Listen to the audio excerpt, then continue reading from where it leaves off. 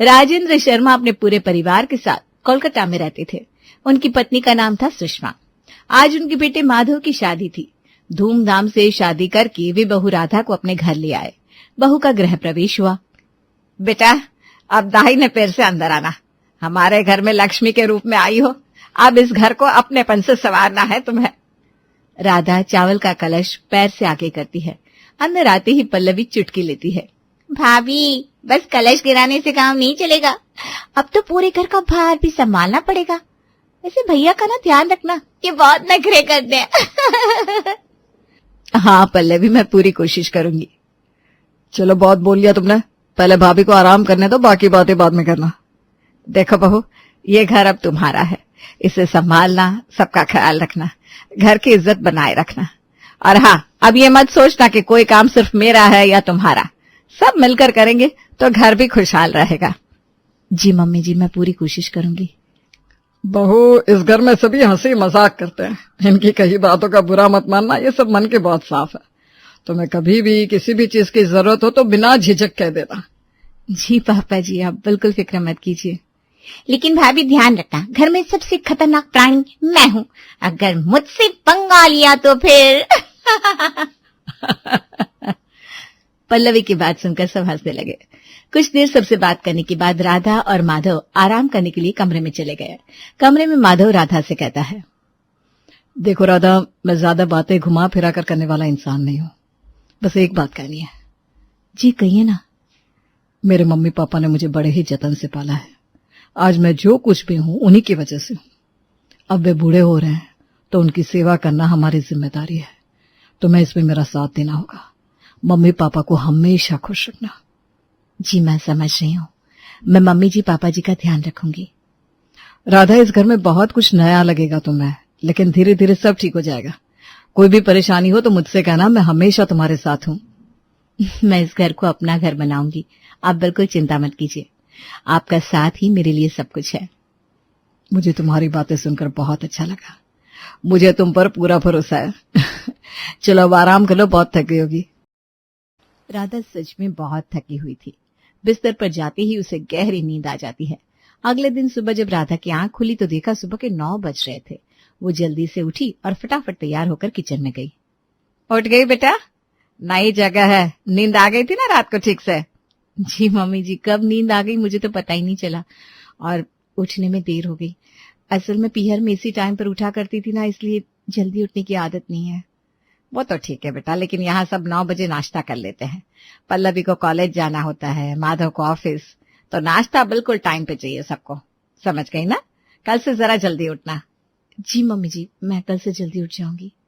राधा को पीहर याद आ रहा था, जहाँ सुबह उठने पर माँ खुद चाय लेकर खड़ी होती थी और पापा अखबार पढ़ते हुए कहते थे, अभी क्यों उठी, थोड़ा और सो जाती।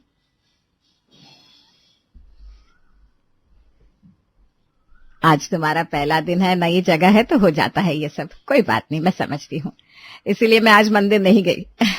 चलो अब तुम नाश्ता बना लो, मैंने सब तैयारियां कर दी है। मैं जाकर तुम्हारे पापा जी को दवाई दे आती हूँ।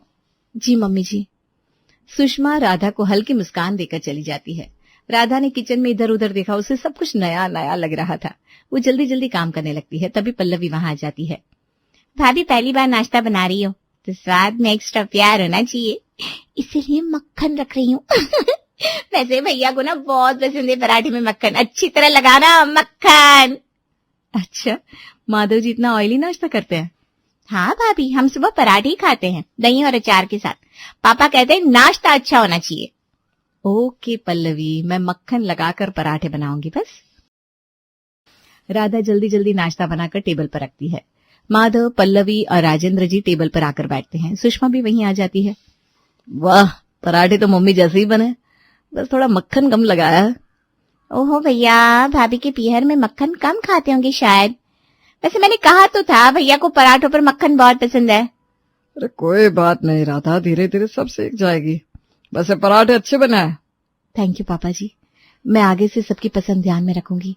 मेरे पीहर में ज्यादा ऑयली खाना नहीं खाते ना, हमारे यहाँ नाश्ते में कुछ लाइट सा खाते हैं, इसलिए आदत नहीं है। कोई बात नहीं बेटा, पहली बार में ऐसा होता है, धीरे धीरे यहाँ के तौर तरीकों की आदत पड़ जाएगी। बस हिम्मत मत हारना। राधा थोड़ी रिलैक्स हो जाती है। राधा हर किसी की जरूरत पूरी करने की कोशिश कर रही थी। उसने सबको टाइम पर नाश्ता परोसा, फिर पल्लवी के लिए टिफिन तैयार किया, माधव के लिए लंच पैक किया, लेकिन इस सब के बीच वो खुद के लिए एक कप चाय भी नहीं बना पाई। एक दिन राधा किचन में खड़ी चाय बना रही थी। चाय की खुशबू से अचानक उसे अपने मायके की याद आ जाती है। अभी अगर मैं पीहर में होती तो पापा बैठकर अखबार पढ़ रहे होते और मैं उनके लिए चाय बना रही होती। फिर वो हर घूंट के साथ कहते, बेटा तेरी बनाई चाय से दिन बन जाता है। उसकी आंखें हल्की नम हो जाती है, लेकिन तभी पल्लवी आती है। भाभी बहुत भूख लगी है, जल्दी से कुछ बना दो ना। हाँ हाँ बनाती हूँ, हड़बड़ाओ मत। भाभी आप ऐसे क्यों बात कर रही हो, कुछ हुआ है क्या? सब ठीक है ना? हाँ सब ठीक है, बस ऐसे ही बोल दिया। अब तुम जाओ यहाँ से, बाहर हॉल में बैठो, मैं कुछ बनाती हूँ। पल्लवी को राधा का बर्ताव अच्छा नहीं लगा तो वो वहां से चली गई। अगले दिन दोपहर में सब खाने की टेबल पर बैठे थे। राधा ने मेहनत से खाना बनाया था, लेकिन जैसे ही माधव ने पहला निवाला लिया, अरे यार सब्जी तो अच्छी बनी है पर आज की रोटी थोड़ी ज्यादा ही कड़क हो गई है। राधा को ये बात अच्छी नहीं लगी। वो चिढ़कर जवाब देती है, हाँ तो क्या हुआ, मेरे हाथों में जादू थोड़ी है, कभी कभी हो जाता है ऐसे। अगर मैं मायके में होती तो मम्मी कहती कोई बात नहीं बेटा, मैं दूसरी बना देती हूँ। वहां तो सब मुझे कितने लाड प्यार से रखते थे। अरे मैंने ऐसा भी क्या बोल दिया जो तुम इतना भड़क गई? तबीयत तो ठीक है ना तुम्हारी? क्या हो गया बेटा, इतनी उखड़ी उखड़ी क्यों है? किसी ने कुछ कहा है क्या तुमसे? नहीं मम्मी जी, किसी ने कुछ नहीं कहा, मैं ठीक हूँ, बस थक गई हूँ, अपने कमरे में जाकर आराम कर लेती हूँ। आप लोग खाना खा लीजिए। राधा अपने कमरे में चली गई। राधा का ऐसा व्यवहार देखकर सब हैरान थे, पर किसी ने कुछ नहीं कहा। सबने चुपचाप खाना खा लिया। अगले दिन राधा कपड़े समेट रही है, अचानक उसकी सहेली पूजा का फोन आता है। अरे राधा कैसी है, बड़ी मिस कर रही हूँ तुझे। कल रिया के घर गेट टुगेदर रखा है, तू आ रही है ना? राधा उदास हो जाती है। नहीं यार, अब कहाँ इतनी जल्दी आ सकती हूँ मायके, और गेट टुगेदर पर तो शायद ही परमिशन मिले। हाय रे, पहले तो तू पार्टी के नाम पर उछल पड़ती थी, आज क्या हुआ तुझे? कुछ नहीं यार, पीहर की बहुत याद आ रही है। यहाँ मन नहीं लग रहा है मेरा, ऐसा लगता है भागकर चली जाऊं मम्मी पापा के पास। अभी तेरी नई नई शादी हुई है ना, इसीलिए ऐसा लग रहा है। देखना धीरे धीरे ये घर तुझे सबसे ज्यादा अपना लगेगा और तेरा पीहर में मन नहीं लगेगा। नहीं यार, ऐसा नहीं होगा, पीहर पीहर ही होता है। जहां हम पले बड़े वो घर कैसे छूटेगा, वहां तो हमेशा मन लगेगा। उनके जैसा प्यार मुझे कोई दे ही नहीं सकता। ऐसा नहीं होता मैडम, अभी तुझे समझ में नहीं आएगा, थोड़े दिन जाने दे। अच्छा तो देख लेंगे, पर अभी तो बिल्कुल भी मन नहीं लग रहा। बार बार पीहर याद आ रहा है।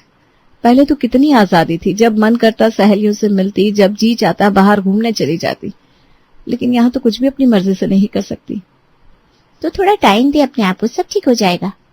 अच्छा चल अभी मैं फोन रखती हूँ, बाद में फोन करूंगी, बाय। ये कहकर पूजा ने फोन रख दिया। कुछ देर बाद माधव ऑफिस से आता है। राधा, एक कप चाय मिलेगी? बस यही काम रह गया है। जब सबको मेरी जरूरत होती है तो मैं ही याद आती हूँ, वरना कोई नहीं पूछता। मत बनाओ चाय, रहने दो। एक कप चाय के लिए तुम्हारी इतनी बातें नहीं सुनूंगा मैं। आजकल बहुत चिड़चिड़ी होती जा रही हो। हाँ तो मत सुनिए मेरी बात। आप क्यों सुनेंगे मेरी बात? आप तो अपनी फैमिली में ही है ना, यहाँ सब आपके अपने हैं, तो मेरी कोई जरूरत नहीं है आपको। अरे कैसी बात कर रही हो, ये जितना मेरा घर है उतना ही तुम्हारा भी है। ये सब लोग तुमसे भी उतना ही प्यार करते हैं, और घर अपना है तो घर के काम भी अपने हुए ना। अच्छा अच्छा, अब ज्ञान मत दो मुझे, मैं थक गई हूँ, मुझसे अभी चाय नहीं बनेगी, मैं सोने जा रही हूँ। सीधे सीधे कह देती चाय नहीं बनानी है। पल्लवी, मेरे लिए चाय बना दो। जी भैया। भाभी आप आराम कीजिए, भैया के लिए मैं चाय बना देती हूँ। ऐसा कहकर पल्लवी चाय बनाने चली जाती है और राधा अपने कमरे में। यहाँ माधव हक्का बक्का रह जाता है। उसे समझ में नहीं आता कि राधा को अचानक क्या हो गया है। तभी सुषमा आती है। बेटा, मुझे राधा की चिंता हो रही है। देखना, पहले कितनी हंसती बोलती थी, और अब देख जैसे घर में कोई खुशी ही ना बची हो। कुछ भी कहो तो जैसे खाने दौड़ती है। अरे घर की रौनक तो बहू से होती है, वही इस तरह चिड़चिड़ी बनी रहेगी तो कैसे काम चलेगा। हाँ माँ, मैंने भी नोटिस किया है, राधा पहले जैसी नहीं लगती, हर बात पर चिढ़ जाती है। मुझे लगता है उसे अपने मायके की बहुत याद आ रही है। शादी के बाद बेटियों को मायके जाने की बहुत इच्छा होती है, लेकिन वो खुद से कह नहीं पाती। हाँ मम्मी, हो सकता है, आप सही कह रही हैं। तू एक काम कर, कल उसे मायके छोड़ा, कुछ दिन अपने मम्मी पापा के पास रहेगी तो उसका मन हल्का हो जाएगा। ठीक है मम्मी, ये अच्छा आइडिया है। राधा खुश हो जाएगी और ससुराल का अपनापन भी ज्यादा महसूस करने लगेगी। हाँ बेटा, ससुराल का प्यार तभी समझ में आता है जब मायके में ससुराल की कमी महसूस होती है। उसे जाने दे, फिर देखना जब वापस आएगी तो पहले जैसी हो जाएगी। ठीक है मम्मी, मैं कल ऑफिस जाते वक्त राधा को उसके पीहर छोड़ दूंगा। अब तो ठीक है ना? हाँ।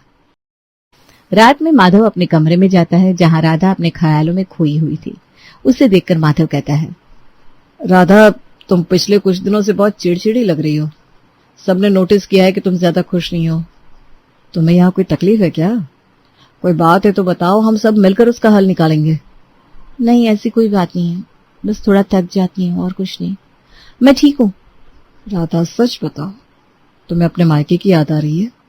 मम्मी पापा से मिलना है? हाँ, मुझे बहुत याद आ रही है पियर कि मेरा मन ही नहीं लग रहा किसी भी काम में। हर पल मन में ही के बारे में सोचता रहता है। अरे तो फिर परेशान मत हो, कल मैं तुम्हें मायके छोड़ देता हूँ। तुम कुछ दिन वहां रहकर आ जाओ, मम्मी पापा को भी अच्छा लगेगा और तुम्हारा मन भी हल्का हो जाएगा। सच? अब सच में मुझे मायके छोड़ाएंगे? अरे हाँ, इसमें इतना चौंकने वाली क्या बात है? तुम्हें याद आ रही है अपने घर वालों की तो अच्छा है ना, कुछ दिन के लिए हो आओ। माधव आप बहुत अच्छे, थैंक यू। कितना समझते हैं आप मुझे।